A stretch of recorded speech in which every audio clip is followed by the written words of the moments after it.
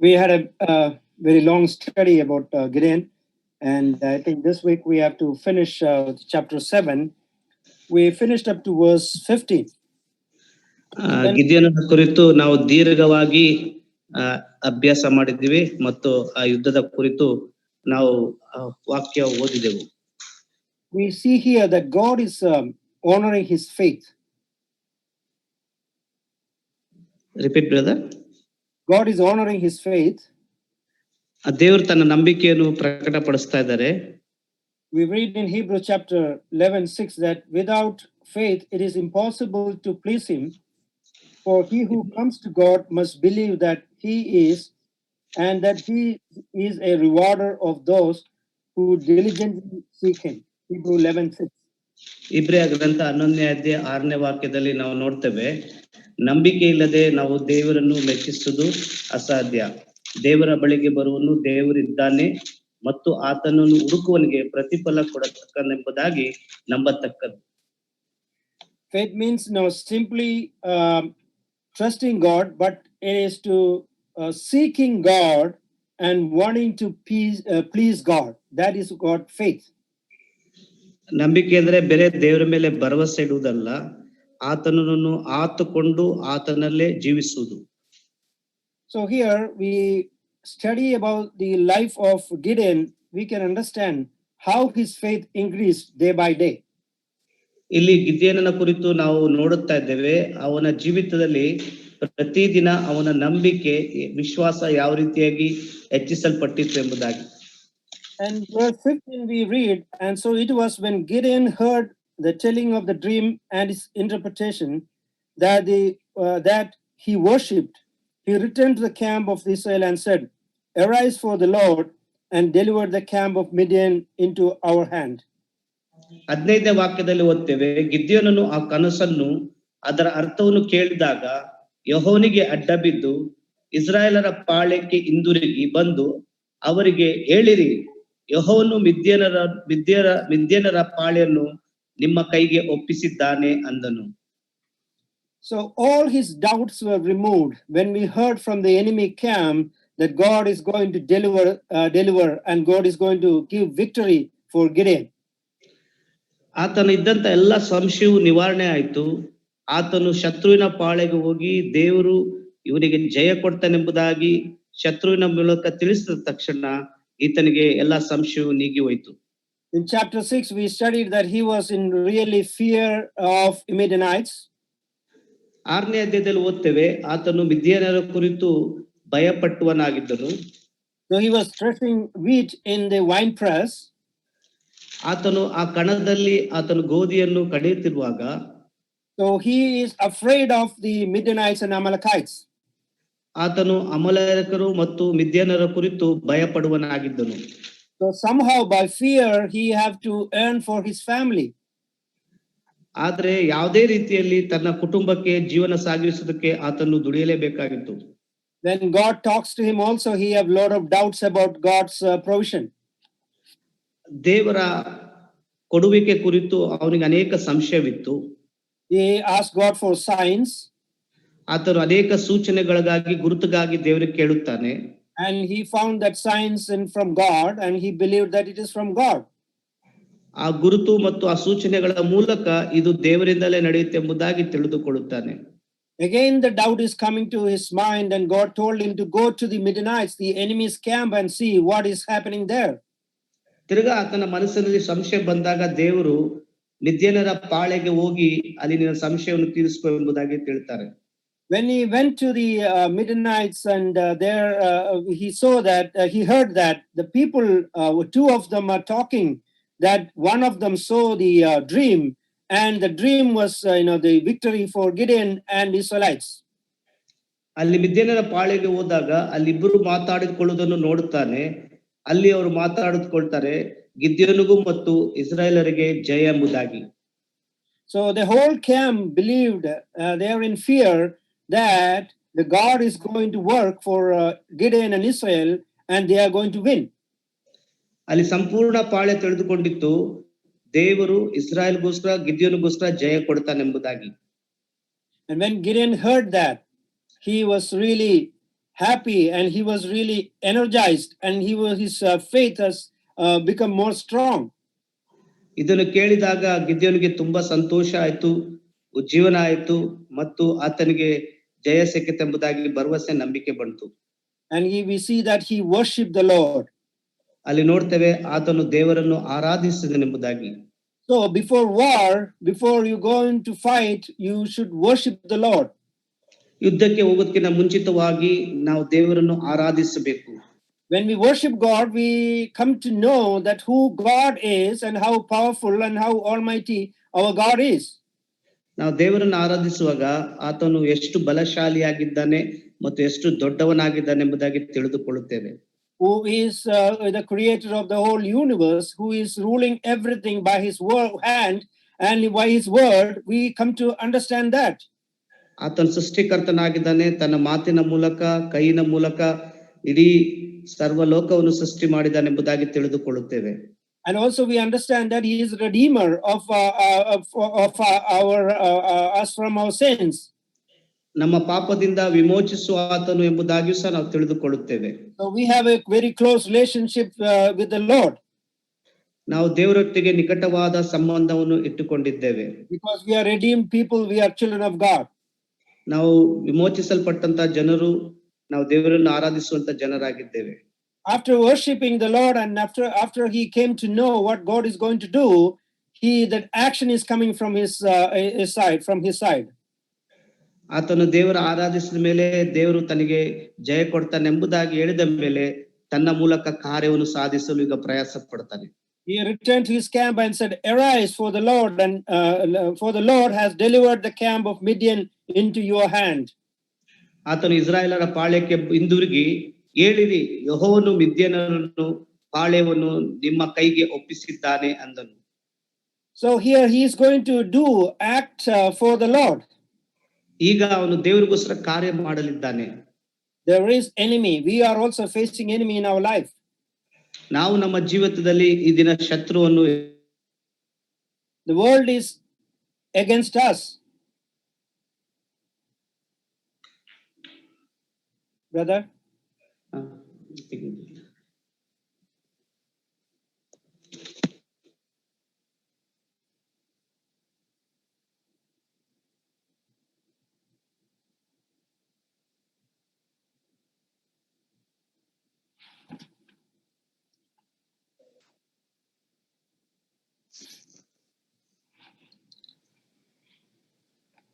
hello, yes. Yes, brother. So the world is against us. ಈ ಲೋಕವು ನಮ್ಮ ವಿರುದ್ಧವಾಗಿದೆ. And we have to trust the Lord. ನಾವು ದೇವರ ಮೇಲೆ ನಂಬಿಕೆ ಇಡಬೇಕು. So we have to arise for the Lord. ನಾವು ದೇವರಿಗೋಸ್ಕರ ಎದ್ದೇಳಬೇಕು. Then he is starting his action.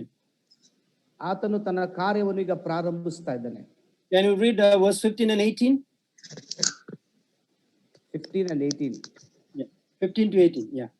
ಗಿದ್ಯೋನನು ಆ ಕನಸನ್ನು, ಅದರ ಅರ್ಥವನ್ನು ಕೇಳಿದಾಗ ಯೆಹೋವನಿಗೆ ಅಡ್ಡಬಿದ್ದು ಇಸ್ರಾಯೇಲರ ಪಾಳ್ಯಕ್ಕೆ ಹಿಂದಿರುಗಿ ಬಂದು ಅವರಿಗೆ, ಹೇಳಿರಿ, ಯೆಹೋವನು ಮಿದ್ಯಾನರ ಪಾಳೆಯನ್ನು ನಿಮ್ಮ ಕೈಗೆ ಒಪ್ಪಿಸಿದ್ದಾನೆ ಅಂದನು.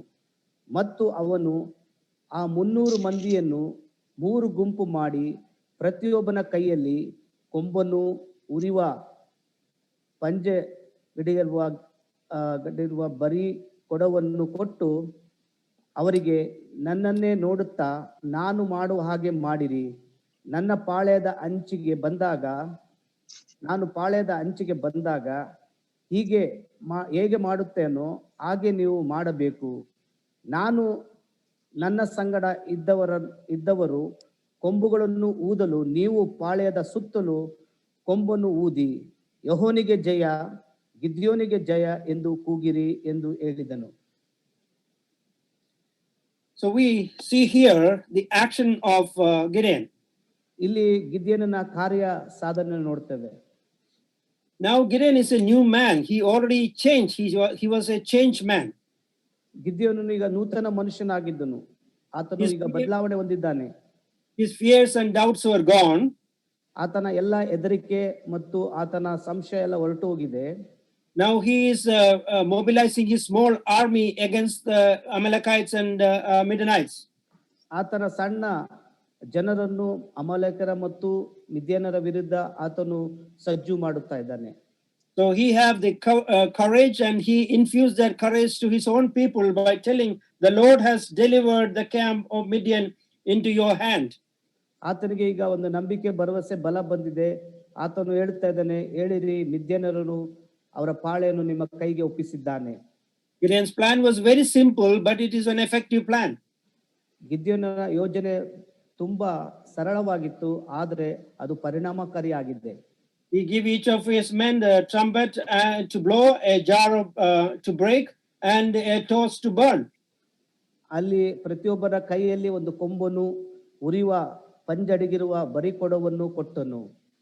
And he told them to encircle in 3 groups of the camp of Midian. ಮಿದ್ಯನರ ಸುತ್ತಲೂ ಇರಬೇಕೆಂಬುದಾಗಿ ಆಜ್ಞಾಪಿಸಿದನು. When Gideon signaled, they should blow the trumpet and break the pitchers and reveal the light. ಆತನು ಸನ್ನೆ ಮಾಡುವಾಗ ಅವರು ಆ ಉರಿಯುವ ಕೊಡವನ್ನು ಒಡೆದಾಕಬೇಕೆಂಬುದಾಗಿ ಹೇಳುತ್ತಿದ್ದರು. So now Gideon became an example them to follow. ಗಿದ್ಯನು ಒಂದು ಮಾದರಿಯಾದನು, ಅವರು ಅವನ್ನು ಹಿಂಬಾಲಿಸಬೇಕೆಂಬುದಾಗಿ. Verse 17 we read, look at me and do likewise. Watch, and when I come to the edge of the camp, you shall do as I do. 17ನೇ ವಾಕ್ಯದಲ್ಲಿ ನೋಡ್ತೇವೆ, ಅವನು ಅವರಿಗೆ, ನನ್ನನ್ನೇ ನೋಡುತ್ತಾ ನಾನು ಮಾಡುವ ಹಾಗೆ ಮಾಡಿರಿ.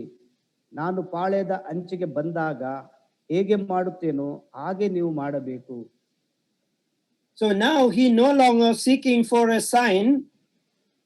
ಈಗ ಆತನು ದೇವರಿಂದ ಯಾವುದೇ ಸೂಚನಾ ಕಾರ್ಯಕ್ಕಾಗಿ, ಗುರುತಿಗಾಗಿ ಕಾಯುತ್ತಾ ಇಲ್ಲ. Now he came out of the hiding place of the wine press to the front line. ಆತನು ಆ ಗೋಧಿಯ ಕಣದಿಂದ ಹೊರಗಡೆ ಬಂದು ಈಗ ಮುಂದೆ ಇದ್ದಾನೆ. He confidently giving orders to his people.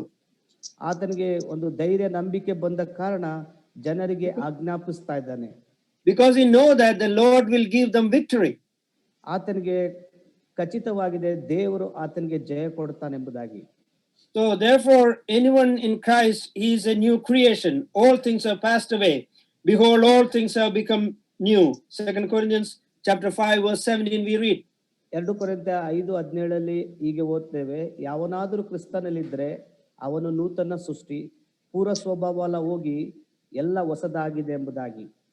So when the gospel come to our heart, we are all changed. ನಮ್ಮ ಹೃದಯಕ್ಕೆ ಸುವಾರ್ತೆ ಬರುವಾಗ ನಾವು ಬದಲಾವಣೆ ಆಗ್ತೇವೆ. No longer we are going to seek a sign or anything.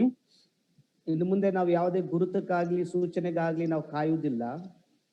So the faith in the Lord Jesus Christ change our life. ಕ್ರಿಸ್ತನಲ್ಲಿ ನಮ್ಮ ನಂಬಿಕೆ ನಮ್ಮ ಜೀವಿತವನ್ನು ಬದಲಾಯಿಸುತ್ತದೆ. We are ready to face the enemy. We are going to the front line to fight for the Lord. ನಾವು ಶತ್ರುವನ್ನು ಎದುರಿಸಲು ಮುಂದೆ ಬರ್ತೇವೆ ಎಂಬುದಾಗಿ ನೋಡ್ತೇವೆ. We see that story. Jesus Christ talked to Simon, and we hear that, you are Simon in John chapter 1 verse 42. Jesus said to Andrew's brother, you are Simon. Then he said, you shall be called Cephas, a stone. ಯೇಸು ಸ್ವಾಮಿ ಯೋಹನ್ ಬರೆದ ಸುವಾರ್ತೆ 1ನೇ ಅಧ್ಯಾಯ 42ನೇ ವಾಕ್ಯದಲ್ಲಿ ನೋಡ್ತೇವೆ, ಆತನು ಆಂದ್ರೆಯನಾದ ಅಣ್ಣನಾದ ಪೇತ್ರನಿಗೆ ಆತನು ಮಾತಾಡುತ್ತಾ ಹೇಳ್ತಾನೆ, ಅವನು ಯೇಸುವಿನ ಬಳಿಗೆ ಕರೆದುಕೊಂಡು ಬಂದನು. ಮೆಸ್ಸಿಯ ಅಂದರೆ ಕ್ರಿಸ್ತನು. ಯೇಸು ಅವನನ್ನು ನೋಡಿ, ನೀನು ಯೆಹೋವನ ಮಗನಾದ ಸಿಮೋನನ್ನು ಇನ್ನು ಮೇಲೆ ಕೇಫನೆನಿಸಿಕೊಳ್ಳುವಿ ಅಂದನು. ಕೇಫನೆಂದರೆ ಪೇತ್ರ. So before he was Simon, just a clay, just a hearer of the word of God.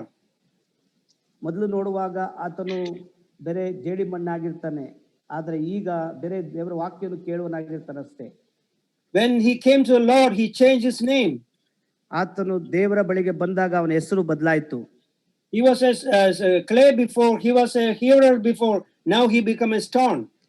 ಆತನು ಜೇಡಿಮಣ್ಣು ಬೇರೆ ಕೇಳುವನಾಗಿರ್ತಾನೆ, ಈಗ ಒಂದು ಬಿರುಗಾಳಿಯ ರೀತಿಯಲ್ಲಿ ಇರುತ್ತಾನೆ. God knows you are who you are, and who you shall be. ಕ್ಷಮಿಸಬೇಕು, ಆತನು ಕಲ್ಲಾಗಿರ್ತಾನೆ, ಆ ದೇವರು ಹೇಳ್ತಾನೆ ನೀನು ಯಾರು ಎಂಬುದಾಗಿ ತಿಳಿದುಕೊಳ್ಳಬೇಕೆಂಬುದಾಗಿ.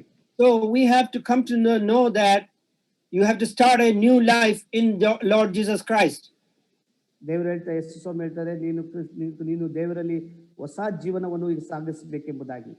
God can take a small, the weak Peter to a strong rock. ಬಲಹೀನನಾದ ಪೇತ್ರನನ್ನು ಒಂದು ದೊಡ್ಡ ಬಲವಾದ ಬಂಡೆಯಾಗಿ ಮಾರ್ಪಡಿಸ್ತಾನೆ. So God can take the doubting Gideon to make a general of Israelites.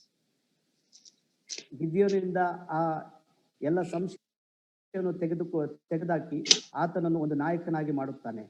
So God is giving him courage to lead the army. ದೇವರು ಆತನಿಗೆ ಒಂದು ಬಲವನ್ನು ಕೊಡ್ತಾ ಇದ್ದಾನೆ ಆ ಒಂದು ದೊಡ್ಡ ಸೈನ್ಯವನ್ನು ವಿರುದ್ಧವಾಗಿ ಹೇಳಲು. He doesn't have any experience in the war. ಆತನಿಗೆ ಯುದ್ಧ ರಣನೀತಿಯಲ್ಲಿ ಯಾವುದೇ ರೀತಿಯಾದ ಅನುಭವ ಇಲ್ಲ. ಹೌದಾ? He was a farmer. ಆತನೊಬ್ಬ ರೈತಾಪಿ ಆಗಿರ್ತಾನೆ. But Lord used him for his work, his war. ದೇವರು ತನ್ನ ಕಾರ್ಯಕ್ಕಾಗಿ ಯುದ್ಧಕ್ಕಾಗಿ ಉಪಯೋಗಿಸ್ತಾ ಇದ್ದಾನೆ. So the mighty things is going to happen through his hand. ಗಿದ್ಯೋನನ ಮೂಲಕ ದೊಡ್ಡ ಕಾರ್ಯವನ್ನು ದೇವರು ಸಾಧಿಸುವನಾಗಿರ್ತಾನೆ. He is leading a very small army of 300 people. ಆತನು 300 ಜನರಿಂದ ಕೂಡಿದ ಒಂದು ಸಣ್ಣ ಯೋಧರನ್ನು ಆತನು ಕರೆದುಕೊಂಡು ಹೋಗುತ್ತಾ ಇದ್ದಾನೆ.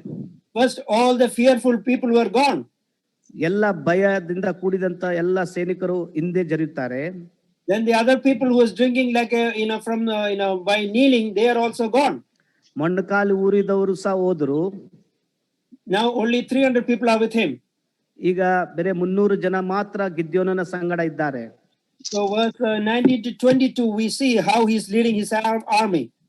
19ನೇ ವಾಕ್ಯದಿಂದ 22ನೇ ವಾಕ್ಯದವರೆಗೂ ಯಾವ ರೀತಿಯಾಗಿ ತನ್ನ ಸೈನ್ಯವನ್ನು ಮುಂದೆ ನಡೆಸ್ತಾನೆ ಎಂಬುದಾಗಿ ನೋಡೋಣ. So he put them around the army of Midianites. ಮಿದ್ಯನರ ಸುತ್ತಲೂ ಅವರ ಪಾಳೆಯ ಸುತ್ತಲೂ ಈ ಸಣ್ಣ ಸೈನ್ಯವನ್ನು ನಿಲ್ಲಿಸಿದನು. So all of them have their trumpet and the pitcher and the lamp. So they they are going to the torches and they are going to use it when Gideon told them to use it. ಅವರ ಕೈಗಳಲ್ಲಿ ಬೇರೆ ಕೊಡಗಳು ಪಂಜುಗಳು ಮತ್ತು ಕೊಂಬುಗಳು ಇದೆ. ಗಿದ್ಯೋನ್ ಹೇಳುವಾಗ ಅವನ್ನು ಉಪಯೋಗಿಸಲಿದ್ದಾರೆ. Verse 20 we read, then the 3 companies blew their trumpets and broke the pitchers, and they held the torches in their left hand and the trumpets in their right hands for blowing, and they cried, the sword of the Lord and of Gideon. 20ನೇ ವಾಕ್ಯದಲ್ಲಿ ನೋಡ್ತೇವೆ, ಕೂಡಲೇ 3 ಗುಂಪಿನವರು ಕೊಂಬುಗಳನ್ನು ಊದಿ ಕೊಡಗಳನ್ನು ಒಡೆದು ಬಿಟ್ಟು ಎಡಗೈಯಲ್ಲಿ ಪಂಜುಗಳನ್ನು ಬಲಗೈಯಲ್ಲಿ ಊದುವ ಕೊಂಬುಗಳನ್ನು ಹಿಡಿದು ಯೆಹೋವನ ಕತ್ತಿ ಗಿದ್ಯೋನನ ಕತ್ತಿ ಎಂದು ಕೂಗಿದರು. So verse 22 we read, when the 300 blew the trumpets, the Lord set every man's sword against his companion throughout the whole camp, and the army fled to Beth Arcadia toward Serera, as far as the border of Abel, Meholah, and Tabath. ಆ 300 ಮಂದಿ ಕೊಂಬುಗಳನ್ನು ಊದುತ್ತಿರುವಾಗ ಪಾಳೆಯದವರು ಒಬ್ಬರನ್ನೊಬ್ಬರು ಹತ ಮಾಡಿಕೊಳ್ಳುವಂತೆ ಯೆಹೋವನು ಮಾಡಿದ್ದನು. ಪಾಳೆಯವರು ಚೆರೆರದ ದಾರಿಯಲ್ಲಿರುವ ಬೆತ್ಶೆಟ್ಟದವರೆಗೂ ತಾಬಾತಿನ ಬಳಿಯಲ್ಲಿರುವ ಏಬೆಲ್ ಮೆಲೋಹ ಪ್ರಾಂತ್ಯದವರೆಗೂ ಓಡಿ ಹೋದರು. So the God is working in the midst of the Midianites and made confusion in between them. ದೇವರು ಮಿದ್ಯಾನರ ಮಧ್ಯದಲ್ಲಿ ಆತನು ಗಲಿಬಿಲಿ ಮಾಡಿ ಅವರ ಮಧ್ಯದಲ್ಲಿ ಕಾರ್ಯ ಸಾಧಿಸ್ತಾ ಇದ್ದಾನೆ.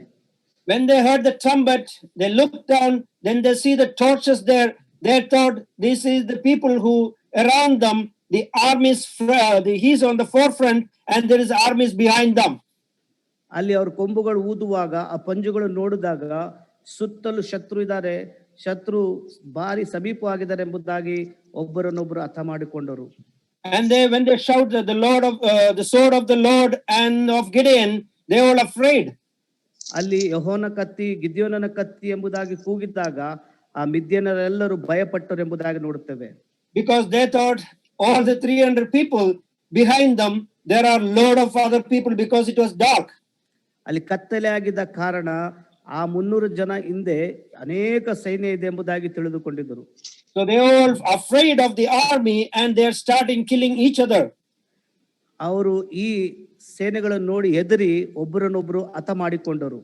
And they flew from there to their own land, to the other side of the river. ಅವರು ನದಿ ಆಚೆಗೆ ಎಲ್ಲರೂ ಓಡಿ ಹೋದರು ಎಂಬುದಾಗಿ ನೋಡುತ್ತೇವೆ.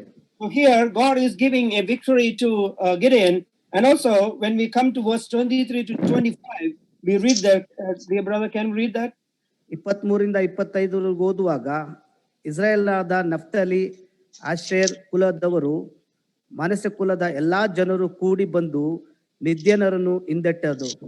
ಇದಲ್ಲದೆ ಗಿದ್ಯೋನನು ಎಫ್ರೇಮ್ ಪರ್ವತ ಪ್ರದೇಶಗಳಿಗೆ ದೂತರನ್ನು ಅಟ್ಟಿ, ಅಲ್ಲಿನವರೆಗೂ ನೀವು ಮಿದ್ಯಾನರಿಗೆ ವಿರೋಧವಾಗಿ ಹೊರಟು ಅವರು ಬೆತ್ಬಾರದವರಿಗಿರುವ ಪ್ರವಾಹಗಳನ್ನು ಯೋರ್ದಾನ್ ಹೊಳೆಯನ್ನು ದಾಟಿ ಹೋಗದಂತೆ ಅಡ್ಡಗಟ್ಟಿರಿ ಎಂದು ಹೇಳಿದನು.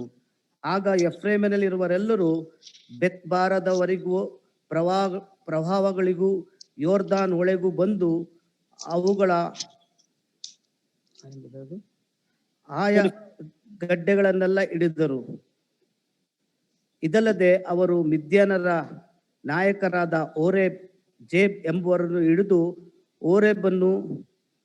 ಓರೇಬನ ಬಂಡೆಯ ಮೇಲೆ, ಜೇಬಿನ ದ್ರಾಕ್ಷ ಆಲಯದಲ್ಲಿ ಕೊಂದು ಅವರ ತಲೆಗಳನ್ನು ತೆಗೆದುಕೊಂಡು ಮಿದ್ಯಾನರನ್ನು ಹಿಂದಟ್ಟುತ್ತಾ ಯೋರ್ದಾನ್ ಆಚೆಗೆ ಹೋಗಿ ಅಲ್ಲದೆ ಗಿದ್ಯೋನನಿಗೆ ಅವುಗಳನ್ನು ಒಪ್ಪಿಸಿದರು. So here they are gone to the border of the city. They are running to the border of Israel. ಅಲ್ಲಿ ಇಸ್ರಾಯೇಲರ ಸೀಮೆವರೆಗೂ ಅವರು ಹೋದರು ಎಂಬುದಾಗಿ ನೋಡುತ್ತೇವೆ. Then Gideon, God is blessing him through helping him to and giving an opportunity to enlarge his army. ಗಿದ್ಯೋನಿಗೆ ದೇವರು ತನ್ನ ಸೇನೆಯನ್ನು ವಿಸ್ತಾರ ಮಾಡೋದಕ್ಕಾಗಿ ಇಲ್ಲಿ ಅವಕಾಶ ಕೊಟ್ಟನು. He gathered the people from Naphtali, Asher, and Manasseh, and persuaded the Midianites. ಅಲ್ಲಿ ದೇವರು ನಫ್ತಲಿ, Asher ಕುಲದವರು ಮತ್ತು ಮನಸ್ಸೆ ಎಲ್ಲರನ್ನು ಕೂಡಿ ಬರುವಂತೆ ಮಿದ್ಯಾನರ ವಿರುದ್ಧ ಎಬ್ಬಿಸಿದನು. They are the neighbors and neighbor tribes, and they called them, and they all gathered together, and they all fought for the victory. ಅವರೆಲ್ಲ ಅಕ್ಕಪಕ್ಕ ಇರೋರು, ದೇವರು ಅವರನ್ನೆಲ್ಲ ಕಳಿಸಿ ಯುದ್ಧಕ್ಕೆ ಜಯ ಕೊಟ್ಟನೆಂಬುದಾಗಿ ನೋಡುತ್ತೇವೆ. And again he is sending to his Ephraim, is the brother group, the tribe, to join with them. Ephraim ತನ್ನ ಸಹೋದರ ಸೇನೆಯನ್ನು ಸಹ ಅವರ ಜೊತೆಗೂಡುವಂತೆ ಸಹಾಯ ಮಾಡಿದನು. Come down against Midianites and the size from and Ziz from the watering places as far as Bethbara and the Jordan. Then all the men of Ephraim gathered together and seized the watering places as far as Bethbara and the Jordan. ಅಲ್ಲಿ ನೋಡ್ತೇವೆ, ನೀವು ಮಿದ್ಯಾನರಿಗೆ ವಿರುದ್ಧವಾಗಿ ಹೊರಟು ಅವರು ಬೆತ್ಬಾರದಲ್ಲಿರುವ ಪ್ರವಾಹಗಳನ್ನು ಯೋರ್ದಾನ್ ಹೊಳೆಯನ್ನು ದಾಟಿ ಹೋಗದಂತೆ ಅಡಗಟ್ಟಿರಿ ಎಂದು ಹೇಳಿಸಿದನು. So here we see, yeah.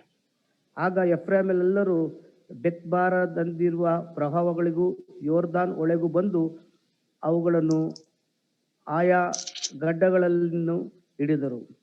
So here we see they, as a joint effort, the God is giving the victory, and they are drawing them away from the plains, and they got all the watering plains where they can have cultivation, farming. ಅವರನ್ನು ಎಲ್ಲರ ಸಹಾಯದಿಂದ ಒಟ್ಟಾಗಿ ಅವರನ್ನು ಓಡಿಸುವಂತೆ ಮತ್ತು ನೀರಾವರಿ ಪ್ರದೇಶದಲ್ಲಿ ದೇವರು ಅವರು ಸಾಗುವಳಿ ಮಾಡುವಂತೆ ದೇವರು ಅವರಿಗೆ ಅವಕಾಶ ಮಾಡಿಕೊಟ್ಟರು. Because in Israel we see that there are a lot of mountains and plains. Israel ಅಲ್ಲಿ ಅನೇಕ ಬೆಟ್ಟಗಳು ಮತ್ತು ತಗ್ಗುಗಳು ಇದೆ ಎಂಬುದಾಗಿ ನೋಡುತ್ತೇವೆ. There is no water over these mountain sides. ಬೆಟ್ಟಗಳ ಮಧ್ಯದಲ್ಲಿ ನೀರುಗಳಿದೆ ಎಂಬುದಾಗಿ ನೋಡ್ತೇವೆ. Water is a scarce thing for that country.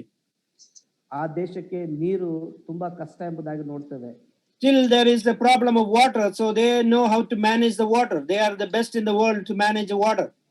ಈಗಲೂ ಸಹ ಅವ್ರಿಗೆ ನೀರಿನ ಕೊರತೆ ಇದೆ, ಆದ್ರೂ ಸಹ ಕೊರತೆಯಲ್ಲೂ ಯಾವ ರೀತಿಯಾಗಿ ಅದನ್ನು ನಿಭಾಯಿಸಬೇಕೆಂಬುದಾಗಿ ಶಕ್ತಿ ದೇವರು ಅವ್ರಿಗೆ ಕೊಟ್ಟ ಕಾರಣ ಅವರು ಅದನ್ನು ನಿಭಾಯಿಸ್ತಾ ಇದ್ದಾರೆ. So the people from the mountain, all of them came. The Ephraim people, they live in the mountains. They are mighty warriors also. They are in the strong people, and they are very proud people.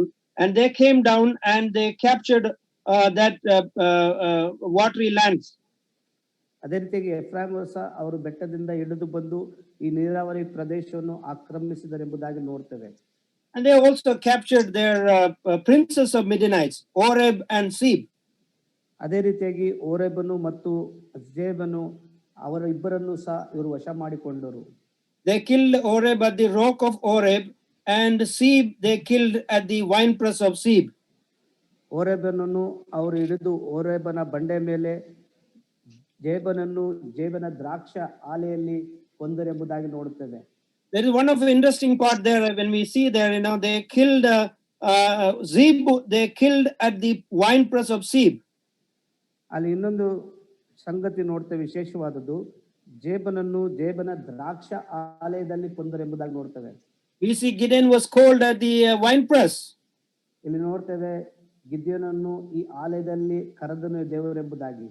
So he started from the winepress and he's ending his war at the winepress. ಆತನು ಪ್ರಾರಂಭಿಸಿದ್ದು ದ್ರಾಕ್ಷೆಯ ಆಲಯದಲ್ಲಿ, ಅದೇ ರೀತಿಯಾಗಿ ಆತನ ಯುದ್ಧವು ಮುಗಿದಿದ್ದು ಆ ದ್ರಾಕ್ಷೆಯ ಆಲಯ ಮನೆಯಲ್ಲಿ. So God have given him victory from the place where he was hiding, and he have given him the victory at the same place, the winepress. ಅಲ್ಲಿ ನೋಡ್ತೇವೆ ಯಾವ ಜಾಗದಲ್ಲಿ ಆತನು ಎದುರುಕೊಂಡು ಬಚ್ಚಿಟ್ಕೊಂಡಿದ್ದನೋ ಅದೇ ದ್ರಾಕ್ಷೆಯ ಆಲಯದಲ್ಲಿ ಆತನಿಗೆ ದೇವರು ಜಯ ಕೊಟ್ಟನೆಂಬುದಾಗಿ ನೋಡ್ತೇವೆ. So what a great victory he is enjoying now. ಎಂತ ದೊಡ್ಡ ಜಯವನ್ನು ಆತನು ಈಗ ಅನುಭವಿಸ್ತಾ ಇದ್ದಾನೆ.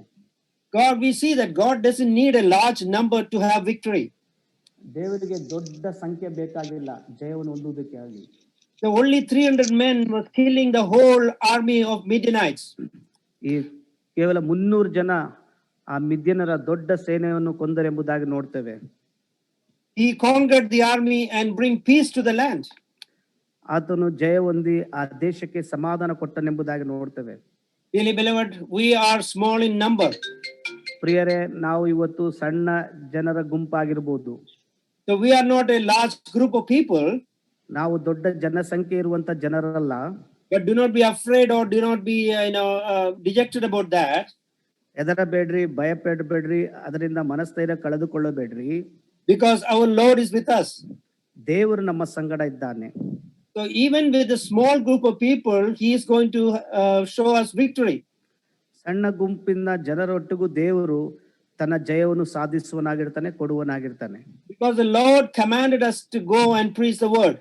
ದೇವರು ನಮಗೆ ಆಜ್ಞಾಪಿಸ್ತಾನೆ, ನೀವು ಲೋಕದ ಕಟ್ಟ ಕಡೆ ಹೋಗಿ ಸ್ವಾರ್ಥ ಸಾರಿರಿ. God told us to reach the unreached. ದೇವರು ಯಾರಿಗೆ ಸ್ವಾರ್ಥ ತಲುಪಿಲ್ಲ ಅಂತವರಿಗೆ ತಲುಪಲು ನಮಗೆ ಕೊಟ್ಟಿದ್ದಾನೆ. Not in the number, ಸಂಖ್ಯೆಯಲ್ಲ, but the faith in the Lord is working here. ದೇವರಲ್ಲಿ ಆ ನಂಬಿಕೆ ಇಲ್ಲಿ ಕಾರ್ಯ ಸಾಧಿಸ್ತಾ ಇದೆ. So the Midianites were very large in number, but God made them fail in front of this small number of 300 people. ಮಿದ್ಯರು ದೊಡ್ಡ ಜನಸಂಖ್ಯೆ ಇದ್ದಂತ ಒಂದು ಯುದ್ಧ ವೀರರಿದ್ದರು, ಆದ್ರೆ ಸಣ್ಣ ಜನ ಗುಂಪಿನ ಮಧ್ಯದಲ್ಲಿ ದೇವರು ಅವರನ್ನು ಸೋಲಿಸುವಂತೆ ಮಾಡಿದರು. So Gideon have the courage, Gideon have the faith, the deep faith in God, that he can have victory through God. ಗಿದ್ಯೋನ್ ದೇವರ ಮೇಲೆ ಸಂಪೂರ್ಣ ಭರವಸೆ ನಂಬಿಕೆ ಇಟ್ಟು ದೇವರು ಆತನಿಗೆ ಧೈರ್ಯ ಕೊಟ್ಟು ಈ ಜನರ ಮೇಲೆ ಜಯ ಕೊಟ್ಟನು. We see the whole of faith in Hebrew chapter 11. All these people are doing things by faith. ಇಬ್ರೇ 11ನೇ ಅಧ್ಯಾಯದಲ್ಲಿ ನೋಡ್ತೇವೆ ನಂಬಿಕೆಯ ಪುರುಷರ ಕುರಿತು. ಆ ನಂಬಿಕೆಯಿಂದಲೇ ಅವರೆಲ್ಲ ಜಯ ಸಾಧಿಸಿದರು. So our God is a God who is giving us victory because he told us to go and preach the word. ನಮ್ಮ ದೇವರು ಜಯ ಕೊಡುವ ದೇವರಾಗಿರ್ತಾನೆ, ಅದಕ್ಕೆ ನೀವು ಹೋಗಿ ಸುವಾರ್ತೆ ಸಾರಿರಿ ಎಂಬುದಾಗಿ ಹೇಳಿದರು. Even when we look as a worldly way, we can see that he is not fit for the war. ಲೌಕಿಕವಾಗಿ ನೋಡುವಾಗ ಆತನಿಗೆ ಯುದ್ಧಕ್ಕೆ ಆತನು ಯೋಗ್ಯನಲ್ಲ. He is failed in every part. ಆತನು ಎಲ್ಲ ರಂಗದಲ್ಲೂ ಸೋಲನ್ನು ಒಪ್ಪಿಕೊಂಡಿದ್ದನು. He is a fearful man. ಆತನು ಭಯದಿಂದ ಇದ್ದಂತ ಮನುಷ್ಯನು. Now he become a mighty warrior for the Lord. ಈಗ ದೇವರಿಗೋಸ್ಕರ ಆತನು ಬಲಶಾಲಿಯಾದ ಯೋಧನಾದನು. The important thing is he is available for the Lord. ಪ್ರಾಮುಖ್ಯವಾದ ವಿಷಯ ಏನಂದ್ರೆ ಆತನು ದೇವರಿಗೋಸ್ಕರ ಸಮಯವನ್ನು ಮತ್ತು ಅವಕಾಶ ಕೊಟ್ಟನು. So we have to be available for the Lord. ನಾವು ದೇವರಿಗೋಸ್ಕರ ಯಾವಾಗ್ಲೂ ಸಿದ್ಧರಾಗಿರಬೇಕು. lot of the time we don't have time to do the work for the Lord. ಅನೇಕ ಸಮಯದಲ್ಲಿ ನಮಗೆ ದೇವರಿಗೋಸ್ಕರ ಕೆಲಸ ಮಾಡೋದಕ್ಕೆ ಸಮಯವಿರುವುದಿಲ್ಲ. But when we are available for the Lord, and the Lord will use you and me. ನಾವು ದೇವರಿಗೋಸ್ಕರ ಸಿದ್ಧರಾಗಿರುವಾಗ ದೇವರು ನನ್ನನ್ನು ನಿಮ್ಮನ್ನು ಉಪಯೋಗಿಸಲಿದ್ದಾನೆ. So that is what is happening in the life of Gideon. ಅದೇ ಗಿದ್ಯೋನನ ಜೀವಿತದಲ್ಲಿ ನಡೆದದ್ದು. Before he doesn't have the faith in the Lord, ಮೊದಲದಾಗಿ ಆತನಿಗೆ ದೇವರಲ್ಲಿ ನಂಬಿಕೆ ಇದ್ದಿಲ್ಲ. he never understand fully about the Lord's plan. ದೇವರ ಯೋಜನೆಯನ್ನು ಸಂಪೂರ್ಣವಾಗಿ ತಿಳಿದುಕೊಳ್ಳಲಿಲ್ಲ. But when he comes to the end, he fully trusted the promises of God. ಆದರೆ ಅಂತ್ಯಕ್ಕೆ ಬರುವಾಗ ದೇವರ ವಾಗ್ದಾನ ಮತ್ತು ಭರವಸೆ ಮೇಲೆ ಸಂಪೂರ್ಣ ನಂಬಿಕೆ ಇಟ್ಟನು. He have the faith in the Lord, ಆತನು ದೇವರ ಮೇಲೆ ನಂಬಿಕೆ ಇಟ್ಟನು. So because of his faith, and because he's available for the Lord, and because he's trusted the promise of God, he had the victory.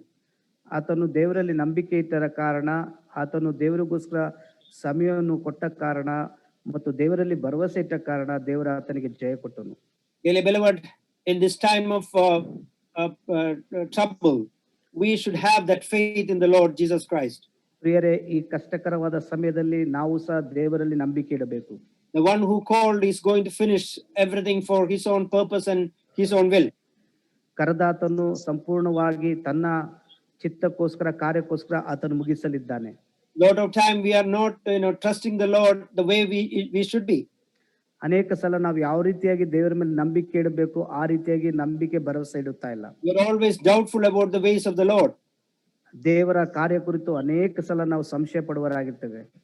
But the Lord is the one who promised that he will be with us, never forsake us. ದೇವರು ನಮಗೆ ವಾಗ್ದಾನ ಮಾಡಿದ್ದಾನೆ, ಆತನು ನಮ್ಮನ್ನು ಎಂದಿಗೂ ನಿರಾಕರಿಸುವುದಿಲ್ಲ, ಕೈ ಬಿಡುವುದಿಲ್ಲ ಎಂಬುದಾಗಿ. So the victory of Gideon is an example for us how we can trust the Lord. ಗಿದ್ಯೋನನ ಜಯ ಒಂದು ಮಾದರಿನ ಆಗಿದೆ ನಮಗೆ.